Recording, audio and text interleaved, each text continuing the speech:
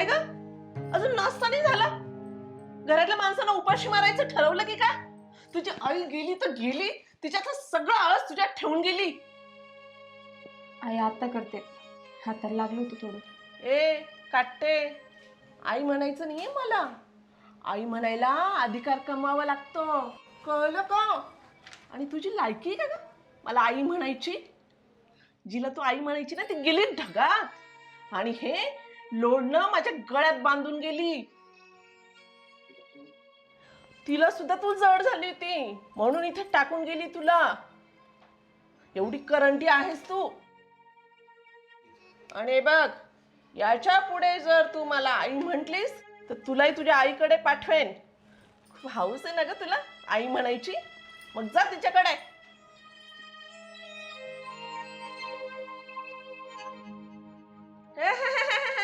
हे नाटक बरं जमतं का तुला?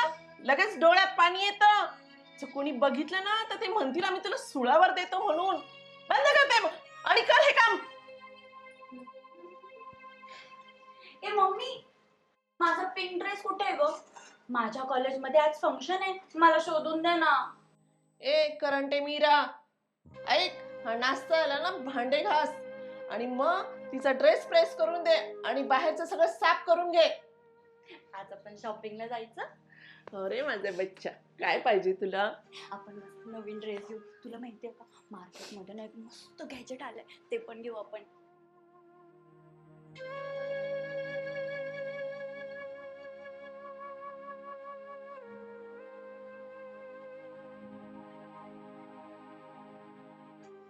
मम्मी, माझा ड्रेस कुठे गेलाय ग?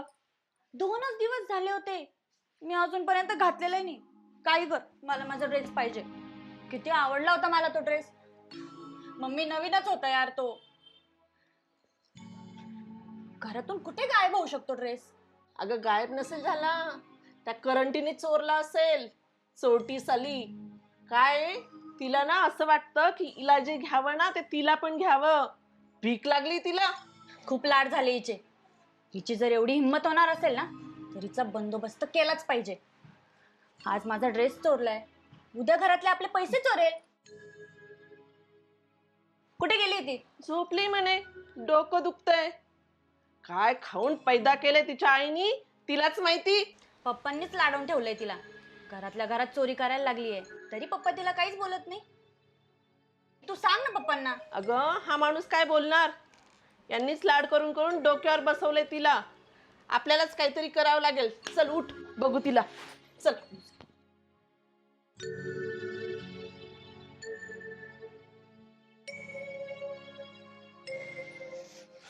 उठव उठव या सटवीला.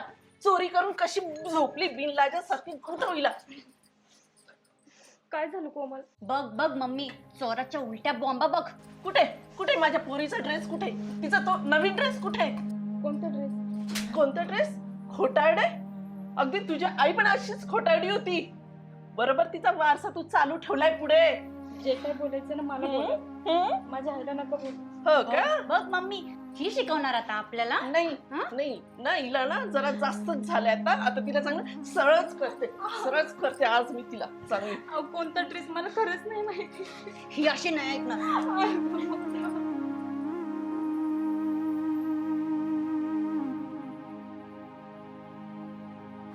ए काटे, आई म्हणायचं नाही मला. आई म्हणायला अधिकार कमावा लागतो, कळलं का? आणि तुझी लायकी आहे का मला आई म्हणायची? जिला तू आई म्हणायची ना ती गेली का? आणि हे लोडणं माझ्या गळ्यात बांधून गेली. तिला सुद्धा तू जड झाली होती म्हणून इथे टाकून गेली तुला. एवढी करंटी आहेस तू.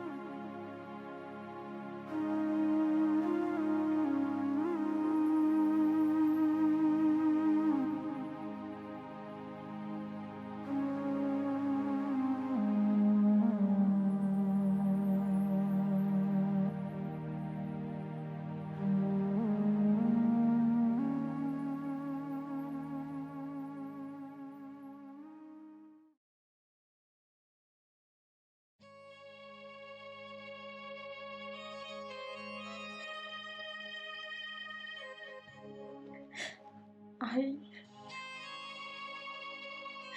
तू गेल्यापासून एकटीच पडली ग मी या घरात. बाबा पहिले सारखे बोलत नाही, आता तर बोलतच नाही, माझ्याकडे बघत सुद्धा नाही. या घरात कितीही चांगली वागले तरी फरकीच आहे. कधी कधी वाटतं गाय तुझ्यासोबत गेले असते तर एवढा त्रास सहन करावा लागला नसता मला. या नरकात नसती राहिले. किती सहन करू ग आई मी, सगळं सहन करायला तयार आहे. आज पण या घरात माझं मन मोकळं करायला सुद्धा कोणी नाहीये. पण आई तू काळजी करू नको, मी सगळं सहन करून पण जगेल. फक्त तुझा आशीर्वाद राहू दे. मी कधीच हार मानणार नाही,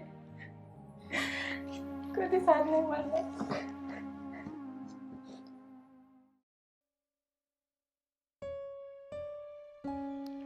अजनबी कौन हो तुम जब से तुम्हें देखा. मम्मी, माझा ड्रेस सापडला बघ. हो का? त्या सटवीकडेच सापडला असेल, तिनेच लपवून ठेवला असेल. नाही ग, माझ्याकडूनच चुकून रूम मध्ये बघायचा राहून गेला. आपण उगाचच त्या बिचारीवर राग घेतला ग. तू बरी लागली तिची बाजू घ्यायला. तिच्या समोर तरी असं बोलू नको. बरं झालं तिला चांगली हाताखालून काढली. ती जास्तच मात चढला होता तिला. सावत्राई काय असते ना, तो इंग दाखवायचंय अजून मला तिला. आपण नाही का आयडिया करू मम्मी. जेव्हा जेव्हा ती असं नाटक करेल ना, तेव्हा तेव्हा तिच्या 2-4 कानाखाली मारत जाऊ. किती मज्जा येईल ना. अगं माझी तर ना खूप इच्छा आहे तिने ना या घरातून कायमचं निघून जावं. तिला हाकलून द्यायचं का आपण? नाही ग, असं हकलता नाही येणार तिला. त्याच्यासाठी ना काहीतरी कारण लागेल तिला हकलायला. मी ना लवकरच काहीतरी कारण शोधते. मला ना कसं एकटं राहायचं या घरात. अरे माझ्या बाळा, हे घर तुझंच आहे ग. तुम्ही कितीही प्रयत्न केला तरी मी इथून नाही जाणार. माझ्या आईच्या आठवणी या घरात.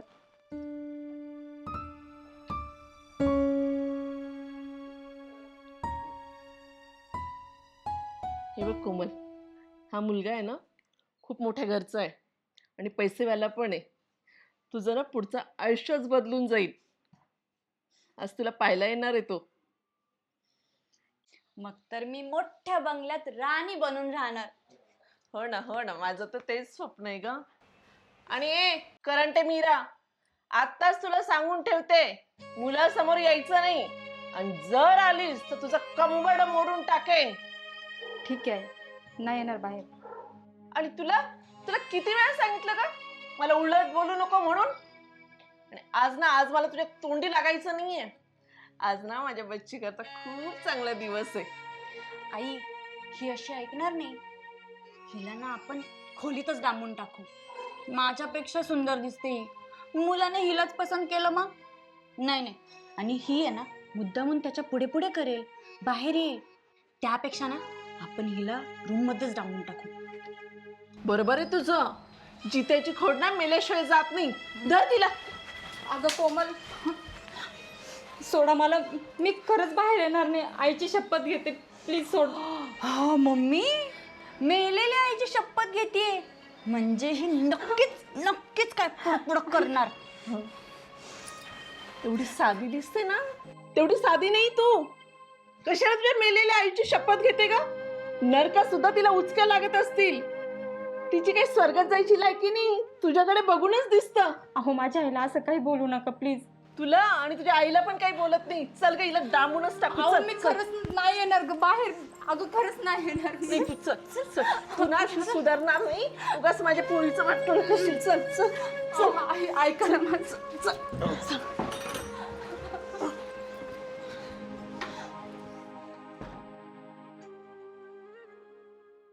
प्रवास बरा झाला ना? एकदम व्यवस्थित झाला.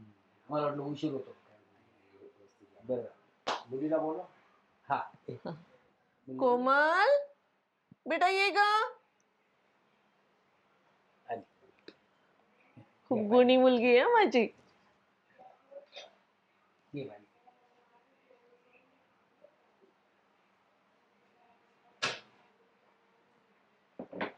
एक मिनिट हं, मी आलोच. हॅलो. येस सर, बोला ना. नाही, आज जरा पाहुण्यांकडे आलो होतो. नाही, मी तुमची फाईल लवकरात लवकर करून देतो. Yes yes yes. थँक्यू.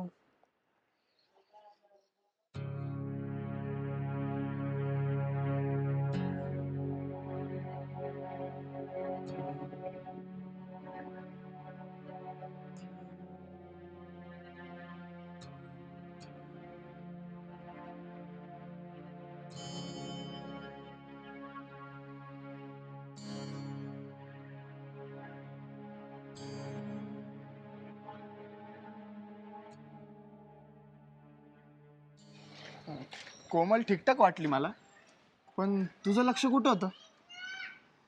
त्या घरात अजून एक मुलगी होती रे. अजून एक मुलगी? हो, साधी सिंपल. तिचा साधेपणानं तिच्या डोळ्यात दिसत होता. घाबरलेली होती. काहीतरी तिला बोलायचं होतं. पण मला ना सतत तिचा चेहरा डोळ्यासमोर येतोय रे. का कोणाच माहिती. हे बाबा ए, अरे तू प्रेमात बिमात पडला काय तिच्या?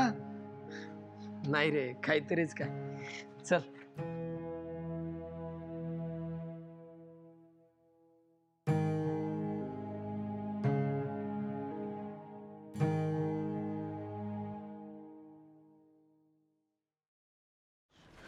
अगं ए अवदसा आई, तुझ्यामुळे सगळं बिघडलं. तुला सांगितलं होतं ना की त्याच्या समोर येऊ नको म्हणून. मी काहीच नाही केलं आई. काहीच नाही केलं.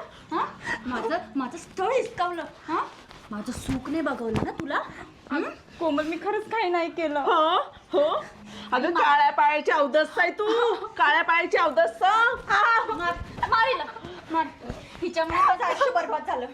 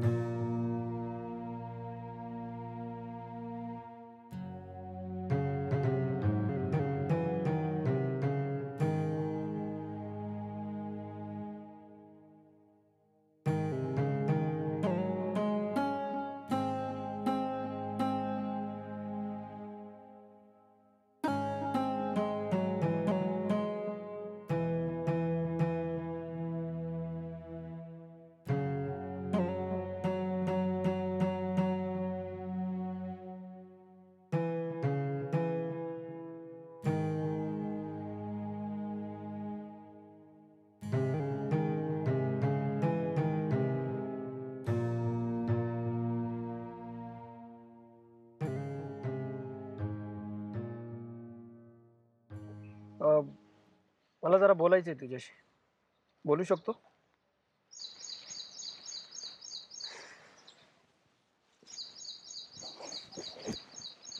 कदाचित तू मला ओळखत नसशील. मी सुनील. मी त्या दिवशी तुमच्या घरी तुझ्या लहान बहिणीला बघायला आलो आणि अचानक तू मला दिसलीस. मी त्यानंतर तुझा पाठलागही केला. किती सहन करतेस ग तू? तू रोज मरत मरत जगतेस. माझ्या नशिबात आनंद नाही सुनील साहेब. लहानपणापासून फक्त सहनच करत आले आणि आता त्याची मला सवय झाली. कैद्याला तुरुंगात टाकल्यानंतर सुरुवातीला त्याला त्रास होतो, पण हळूहळू त्याला त्याची सवय होते. फरक एवढाच आहे की कैदी गुन्हा करून तुरुंगात जातो आणि मी काही गुन्हा न करता तुरुंगात. माझा दोष एवढाच आहे की लहानपणीच माझी आई मला सोडून गेली. अगं सहन करणं म्हणजे आयुष्य नसतं ग. जगण्यासाठी प्रेम आहे तितकंच गरजेचं असतं. आपल्याला कोणीतरी पाहिजे ना, आपलं म्हणणार, जिथे आपल्याला व्यक्त होता आलं पाहिजे, मन मोकळं करता आलं पाहिजे. म्हणजे मी आहे, तू टेन्शन नको घेऊ, असं म्हणणारं कोणीतरी पाहिजे ना. आज पहिल्यांदा माझ्याबद्दल कोणी एवढं चांगलं बोललंय. नाही तर सगळ्यांना माझ्या दोषात दिसला. मीरा, तू मला आवडतेस. तुझं दिसणं नाही, तुझा साधेपणा, भोळसटपणा, तुझं राहणं, हे सगळं मनाला भावलं ग माझ्या. जशी कृष्णाची मीरा होती, तसं आयुष्यभर माझी मीरा बनून राहशील. तू माझ्याशी लग्न करशील? नाही, हे शक्य नाही.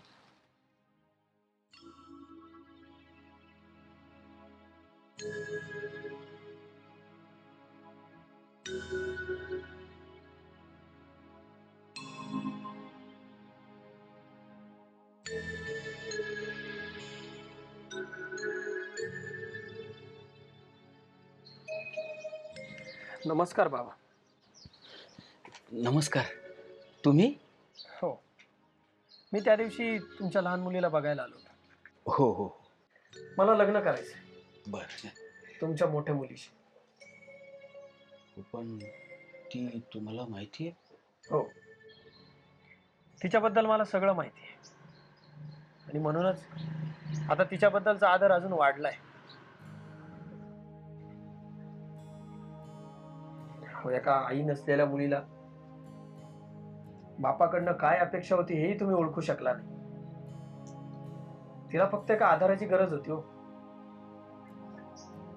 तुम्ही तोही देऊ शकला नाही. एका बापासमोर त्यांच्या मुलीला तिची सावत्राई मारते काय, झोडते काय, नको नको ते बोलते, आणि हे सगळं तो बाप गुपचूप बघत असतो. यापेक्षा लाजिरवाणी गोष्ट कुठलीच असू शकत नाही बाबा. ती आजही तुमच्यावर खूप प्रेम करते बाबा. एकदा प्रेमाने तिच्या डोक्यावर हात तर ठेवून बघा. ती पुन्हा लहान मुलीसारखी तुम्हाला घट्ट मिठी मारून रडत बसेल. तिला तुमच्या आधाराची गरज आहे.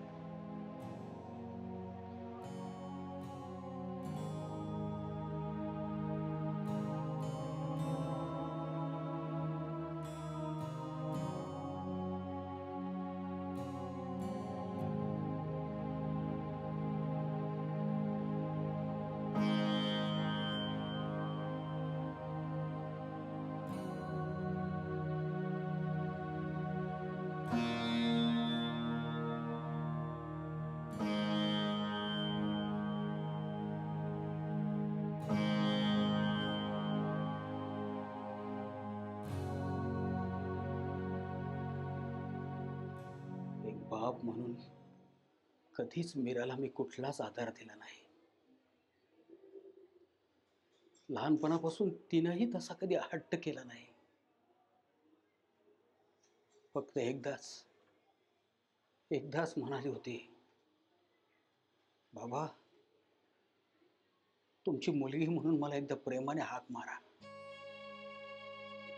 पण तीही इच्छा मी तिची पूर्ण केली नाही. खरंच किती सोसलं माझ्या पोरीने, किती सोसलं. आज एक बाहेरचा माणूस येऊन बाप म्हणजे काय असतं ते मला समजावतो. स्वतःसाठी मी दुसरी बायको केली आणि मीराकडे मी पूर्ण दुर्लक्ष केलं. किती स्वार्थी आहे मी, किती स्वार्थी आहे. देवा माझ्यासारखा बाप दुसऱ्या कुठल्याही मुलीला देऊ नकोस रे देवा.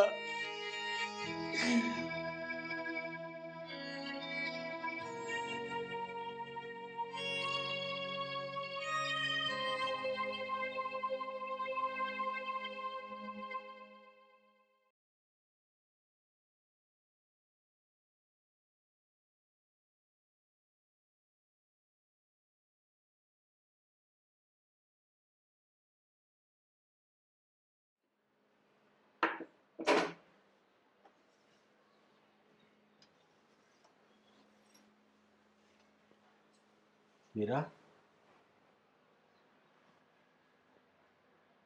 काय चुकलं का? मीरा मला माफ कर बाळा. तुझा बाप होण्यात मी अपयशी ठरलो. मी तुझ्या आईचं वचन नाही पाळू शकलो. तुझी आई जाताना मला म्हणाली होती, माझ्या मुलीला एकटं पडू देऊ नका. पण मी तुला एकटं पाडलं मी तुला. माझ्यासमोर तुला काय काय सहन करावं लागलं माझ्यामुळे. त्या दोघी तुला वाटेल तसं बोलत होत्या, मारत होत्या. मी फक्त बघत राहिलो. मीरा, तुझी आई गेल्यानंतर कांता मला खूप दिवसांनी भेटली. मी तिला काहीच बोलायचो नाही.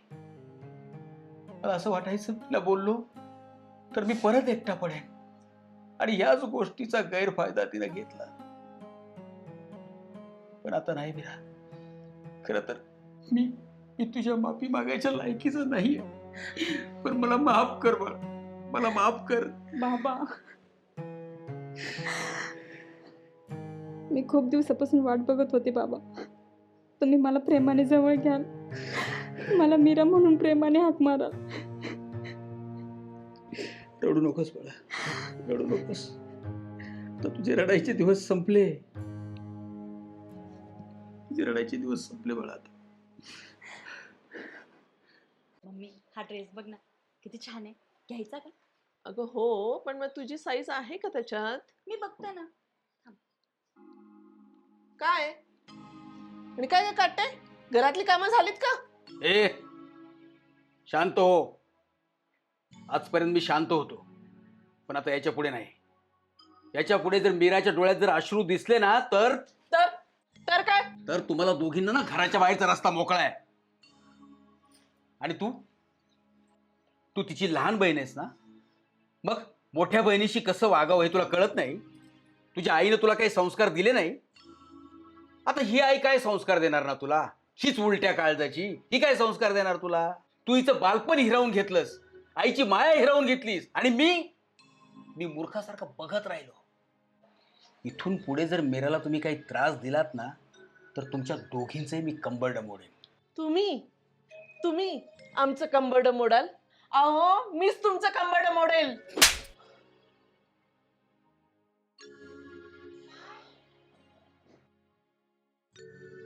कळलं? चल मीरा.